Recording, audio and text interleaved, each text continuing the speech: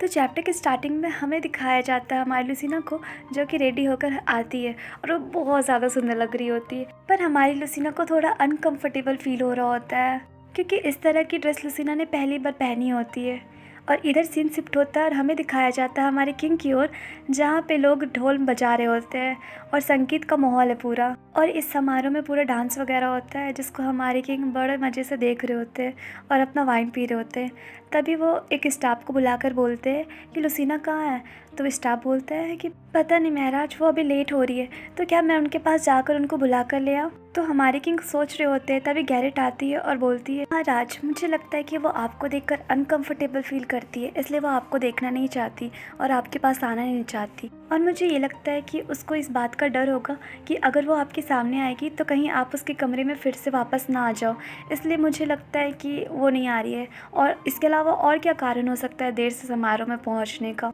अब ये सुनकर हमारे किंग को बहुत बुरा फील हो रहा होता है, इसलिए वो गार्ड को बोलता है कि जाकर लुसीना को बोल दो कि वो अगर चाहती है तो अपने ही रूम में रहे, यहाँ आने का कोई ज़रूरत नहीं है। तो गार्ड बोलता है जी महाराज, मैं जाके कह दूँगा। और इधर गैरेट बहुत ज़्यादा खुश हो रही होती है कि चलो मेरा काम तो हो गया।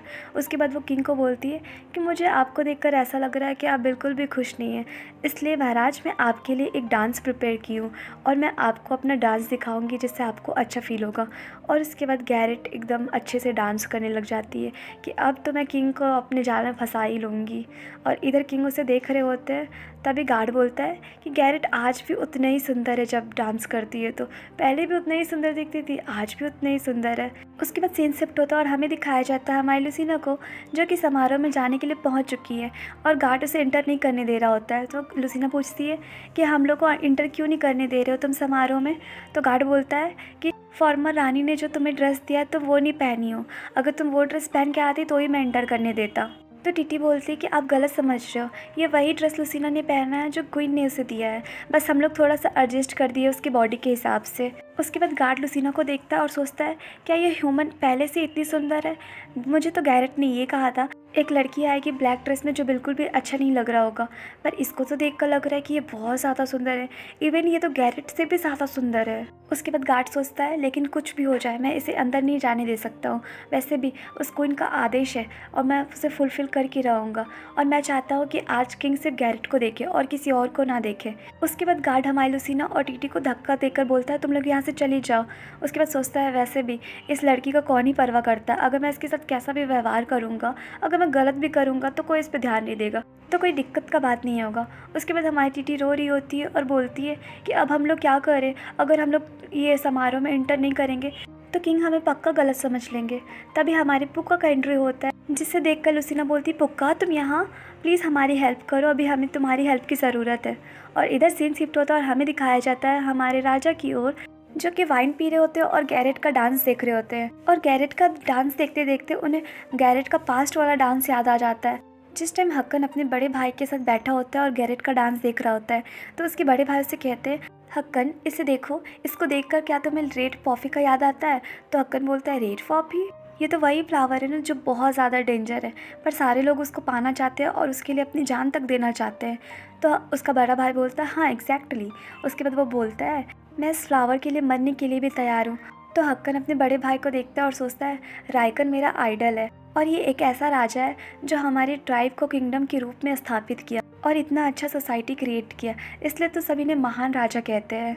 और उसके बाद सोचता है कि सारे लोग मेरे भाई से बहुत ज़्यादा प्यार करते थे, उनको एडमायर करते थे, और मैं उनको जब भी देखता था तो मैं हमेशा चाहता था कि जो भी चीज़ उनके पास है सब मेरे पास हो, उनका वेपन, उनकी वाइफ, उनका सिंहासन, सब कुछ मेरे पास हो। उसके बाद सोचता है मुझे तो इतना भी याद नहीं है कि मैं कितनी बार उनके जगह खुद को रख कर देखा हूँ, कितनी बार उनके शूज़ में अपना पैर डाल कर देखा हूँ, लेकिन उस दिन जो हुआ मैं उसे कभी नहीं भूल सकता।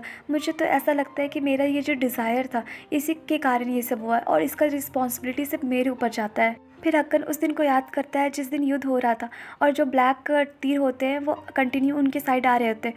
तो हक्कन बोलता है कि अब हम लोग इनसे नहीं बच सकते, ये तो ब्लैक तीर है, इससे तो कोई भी ड्रैगन नहीं बच सकता है। तभी रायकन बीच में आ जाता है और हक्कन को बचा लेता है। अब ये देखकर हक्कन एकदम पैनिक कर जाता है और कहता है कि प्लीज़ आप ऐसे नहीं मर सकते, अभी आपको पूरा राज्य संभालना है। तो रायकन बोलता है मैं इस आखिरी पल में सिर्फ गैरेट को देखना चाहता हूँ, और उसके बाद ऐसे बोलते बोलते रायकन मर जाता है।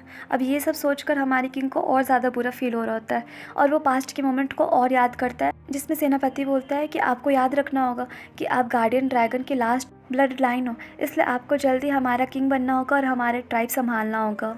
उसके सेनापति बोलता है कि आपको गैरेट के साथ गार्डियन ड्रैगन चाइल्ड को जन्म देना होगा और जैसे वो जन्म देगी आपको उनसे शादी करना होगा ताकि यहाँ की क्वीन भी मिल जाए। उसके बाद हमारा किंग रायकन के मोमेंट को याद कर रहा होता है, जो कह रहे होते हैं कि मुझे गैरेट को देखना है इस लास्ट वक्त में। और हमारा किंग याद करता है कि रायकन उनसे कह रहे होते हैं कि मैं गैरेट के साथ ही मरना चाहता हूँ, वही एक इकलौती लेडी है जो मेरे से प्यार करती है और वो भी मुझसे कही है कि मैं जैसा हूँ मुझे वो वैसे ही पसंद करती है। और ये सब सारा मोमेंट को याद कर रहा होता है जो भी रायकन ने उससे कहा होता है। अब ये सब याद करके किंग बोलता है कि नहीं, मैं उससे शादी नहीं कर सकता।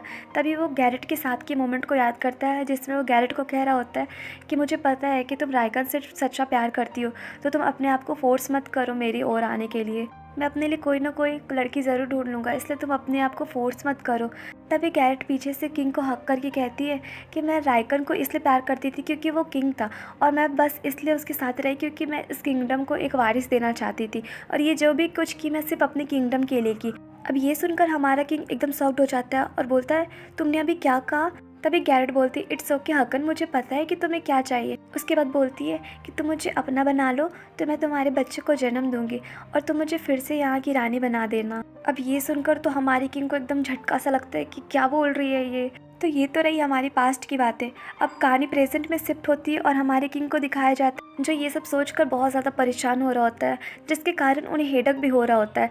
तो सेनापति ये सब देखकर बोलता है महाराज क्या आप ठीक है? तो हमारे किंग सोच रहे होते हैं कि मैं जब भी उस दिन को याद करता हूँ मैं एकदम परेशान हो जाता हूँ और मुझे हेडक होने लगता है। और हमारा किंग ये सब सोच ही रहा होता है, तभी हमारी लूसीना की एंट्री होती है।